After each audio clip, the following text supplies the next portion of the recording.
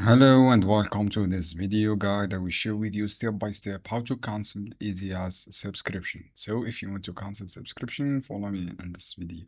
If you go to account from this section, and if you have any active member or active benefits, all you have to do, go to your account in this section, go to my account or my order in this section. When you select my order, you will see product. Click on this icon for product.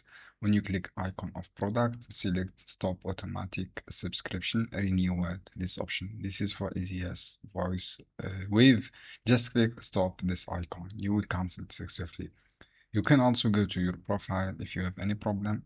From this profile, click I want to cancel my plan, and then click you should be send your verification code, and then set up your orders cancellation start. Click I want to cancel. This is how you can do basically. I hope this guide helpful for you. Don't forget give like, give share this